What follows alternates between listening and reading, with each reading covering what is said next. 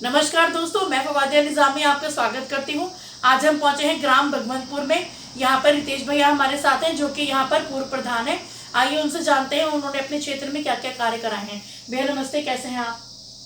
नमस्कार। पहले तो आपके चैनल का बहुत बहुत धन्यवाद कि आप यहाँ पर आए और गांव में आप घूम रहे हैं। गांव की समस्याओं से भी अवगत आप भली भांति हो रहे होंगे, तो जो आप पूछें मैं आपको सही जानकारी आपको बताऊंगा। भैया आपसे एक बात जानना चाहेंगे, जब आप यहाँ पर ग्राम प्रधान थे तब उस कार्यकाल में आपने क्या क्या काम कराए हैं, जरा इस बारे में बताइए। देखिए, ग्राम पंचायत में ग्राम प्रधान होते हैं, बीडीसी होते हैं, जिला पंचायत होते हैं। सभी लोग जो है सड़क, पानी, बिजली ये सब काम कराते रहते हैं और 5 साल बाद वही सड़कें दोबारा काम में आ जाती है कि इस मरम्मत के लिए हो जाती है कि सड़क जो है फिर दोबारा बन गई है। लेकिन कुछ काम ऐसे होने चाहिए जो दीर्घकाल के लिए लोगों के काम आए। तो उसको देखते हुए हमने एक योजना बनाई। यहाँ पर 2014 में हमने योजना बनाई थी। जैसे हम प्रधान बने तो हमने यहाँ पर एक सामुदायिक भवन बनाया, न्याय पंचायत स्तरीय, जिसमें कि आज के समय में हमारे पूरी न्याय पंचायत के लोग जो है, जहाँ पर वेंडिंग पॉइंट में जाकर जो लाखों रुपए देकर जो लोग शादियाँ कराते थे, वहाँ पर भुगतान करते थे। आज वही काम उनका जो है 10,000 15,000 में यहाँ पर हो रहा है। लड़कियों की शादियाँ, हमने तो ये भी कहा था कि लड़कियों की शादियाँ यहाँ पर तो जो गरीब परिवार होंगे उनको हम निःशुल्क भी यहाँ पर सुविधा उपलब्ध कराएंगे कि यहाँ पर उनकी निःशुल्क शादियाँ हों। इस तरह के काम है। और बिजली, पानी, सड़कें तो हमारे टाइम पे बिल्कुल चकाचक नहीं है। रात के समय आप आएंगे तो आपको रोडों पर जो है पूरी लाइटें जो हैं उस टाइम चकाचक मिली थी। लेकिन आज के समय हम देख रहे हैं, रात के समय हम गाँव में निकलते हैं तो सड़कों पर लाइटें नहीं हैं। सड़कों की स्थितियाँ आप देख लीजिए। सड़कों की स्थितियाँ इतनी ख़राब है कि लोग जो है पता नहीं चलता सड़क में गड्ढा है, गड्ढे में सड़क है, ये पता नहीं चल पा रहा। तो काफ़ी सारी व्यवस्था हैं जो यहाँ पर जो है पंचायत को देखनी चाहिए थी, जो वर्तमान में नहीं हो रही है। सर आपसे एक बात और जानना चाहेंगे, आप जब आपका कार्यकाल चल रहा था तो आपने अपने क्षेत्र में आयुष्मान कार्ड, पेंशन योजना वगैरह का कार्य कराया?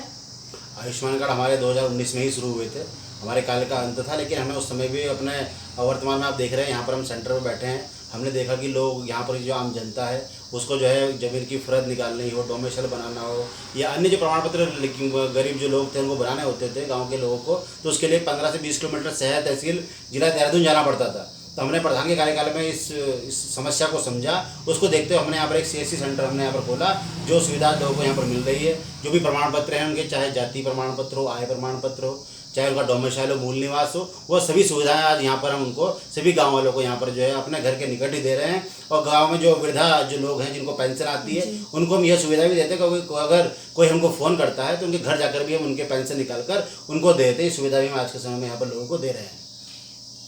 Thank you sir. सर आपसे एक बात और जानना चाहूंगी, आप अपना कोई एक ऐसा कार्य बताएं अपने कार्यकाल में जब आपने कोई काम कराया हो जिसको आपको करने में भी मजा आया हो और लोगों ने उसको अप्रिशिएट किया हो। देखिए, मैं काम, सबसे पहला काम मैं आपको बता ही रहा हूँ कि जो हमारा सामुदायिक भवन का जो कार्य था, यही काम ऐसा महत्वपूर्ण था। ये हमने जो है 30 से 50 लाख रुपए हमारे इसमें लगे। ग्राउंड को हमने समतलीकरण करा। ग्राउंड भी यहाँ पर आप खेल मैदान, आप गांव में जाएंगे देखेंगे खेल मैदान है, बच्चों को खेलने के लिए मिल रहा है और लाइफ टाइम मिलेगा। वो चीज़ ऐसी है कि वहाँ पर ना तो कोई भविष्य में कोई कब्जा कर सकता है, ना वो किसी और के काम में आ सकती है। क्योंकि अगर ये चीज़ ऐसी बन गई कि कोई कब्जा भी करता है तो गाँव वाले उसका जो है सभी मिलकर विरोध करेंगे। सभी गाँव वालों ने उसमें हमारा सहयोग किया, तभी हम जो है वहाँ उस मुकाम तक पहुँचे। आज सामुदायिक भवन जो बना हुआ है सभी गाँव वालों के काम में आ रहा है। हर छोटे मोटे प्रोग्राम, बड़े से बड़े, कम से कम 1000-2000 लोगों की वहाँ पर व्यवस्था आराम से हो जाती है। सर आपसे एक बात और जानना चाहूंगी कि आप जब आपका जो कार्यकाल था वो कब से कब तक का था, इस बारे में बताएंगे। कार्यकाल हमारा जुलाई में शुरू हुआ था 2014 में, और 19 जुलाई 2019 में हमारा जो है कार्यकाल जो है समाप्त हुआ था। उसके बीच में एक मैं आपको बताना चाहता हूँ, गाँव में महिलाओं के समूह बनते हैं, उनको देखा कि उनके लिए बैठने की सही व्यवस्था नहीं थी, तो उनके लिए भी हमने एक 10 लाख की लागत से, हमने जिला विकास अधिकारी जी के माध्यम से हमने यहाँ पर 10 लाख की लागत से एक NRLM भवन बनाया।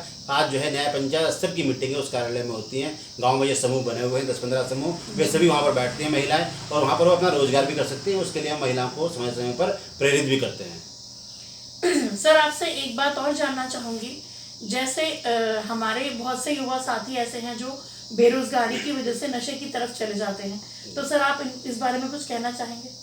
जहाँ पर आप इसकी बेरोजगारी की और नशे की बात कर रहे हैं वो तो हम देख ही रहे हैं।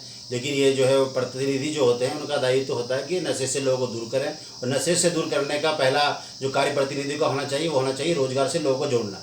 रोजगार उत्तराखंड में आप देख रहे हैं कि रोजगार का एकमात्र साधन जो है पर्यटक है। उस क्षेत्र में लोगों को आगे बढ़ाना चाहिए। हमने तो अपने क्षेत्र में एक झील की योजना हमने दी थी, वो अभी वर्तमान में वो भी बंद पड़ी हुई है। सरकार क्यों उस तरफ ध्यान नहीं दे रही। रोपवे का जो हमारा यहाँ पर बनना था पुरकल गाँव में 2004 में ये योजना शुरू हुई थी। उस समय 400 करोड़ की योजना बननी थी। उसके बाद सरकारें आती रही जाती रही, विभिन्न दलों की सरकारें आई, कांग्रेस भी आई है, हमारी बीजेपी भी आई है, लेकिन एक ही वो काम नहीं हो पाया। आज उस कार्य का अगर कार्य चल रहा है, हो सकता है कि भविष्य में अगर लोग रोजगार से जुड़ेंगे तो नशे से भी दूर रहेंगे। 400 करोड़ से योजना शुरू हुई थी, आज 1600, 1800, 2400 करोड़ पर वो योजना पहुंच चुकी है, लेकिन अभी भी उसका पता नहीं गर्त में है कि यहाँ के लोगों को उसका लाभ मिलेगा या नहीं मिलेगा। हम तो सरकार से भी यही मांग करते हैं कि लोगों को यहाँ से पर्यटक से जोड़ें। हमारा रिखोली बितरली नया पंचायत क्षेत्र में पड़ता है, वहाँ पर इको पार्क अगर सरकार बनाती है तो वहाँ पर हम प्रत्येक परिवार को जो है रोजगार से जोड़ सकते हैं। यहाँ पर अगर झील अगर हम बनाते हैं, जसपुर के पास हमारी टॉन्स नदी बहती है, अगर हम वहाँ पर झील के माध्यम से लोगों को, अपने युवाओं को रोजगार से जोड़ सकते हैं। हम घुचू पानी की तर्ज पर, सहजधारा की तर्ज पर ऐसा पर्यटक स्थल यहाँ पर भी विकसित कर सकते हैं। और गाँव का अगर हर परिवार, हर युवा अगर उस रोजगार से जुड़ जाएगा तो हो सकता है नशे की तरफ उसका ध्यान न जाए। नशे पे जाने का मुख्य कारण ये है कि उनकी जो है पढ़ाई लिखाई अच्छी हो चुकी है, रोजगार के लिए मजदूरी भी कर नहीं पा रहे हैं, नौकरी उनको मिल नहीं पा रही है, तो फ्रस्ट्रेशन की वजह से जो है हमारे युवा जो है नशे की तरफ भी जा रहे हैं। सर आपने बहुत अच्छी बात बोली। सर आपसे एक बात और जानना चाहूँगी, जैसे मतलब ये देहरादून जो है ये हमेशा पर्यटन का केंद्र रहा, बहुत से लोग यहाँ पर आते हैं, तो मतलब आप जैसे आप किसी डिपार्टमेंट से या किसी उससे कोई मतलब शिकायत या कोई उसकी मांग करना चाहते हैं? शिकायत देखो, शिकायत तो हर कोई करता है, हम तो सरकार से भी मांग कर सकते हैं। हम तो यही मांग करते हैं कि जो हमारे जो इको टूरिज्म जो क्षेत्र है, रिकोली बिदल्ली के पास जो हमारे बड़े बड़े जंगल हैं, रिजर्व फॉरेस्ट है, वहाँ पर जो है लोगों के पास अपनी ज़मीनें नहीं है, ग्राम सभा वहाँ पर नहीं है कि वे अपना कार्य कर सके। तो सरकार को जो है इको टूरिज्म के माध्यम से वहाँ पर जो है इको पार्क विकसित करने चाहिए, गाँव के लोगों के साथ समिति बनानी चाहिए, बैठना चाहिए। ये जो हमारी टॉन्स नदी है, यहाँ पर जो हमारी चंद्रोटी पंचायत पड़ती है, यहाँ से लेकर चंद्रोटी हो गई, आपकी जसपुर कुरकल गाँव हो गई,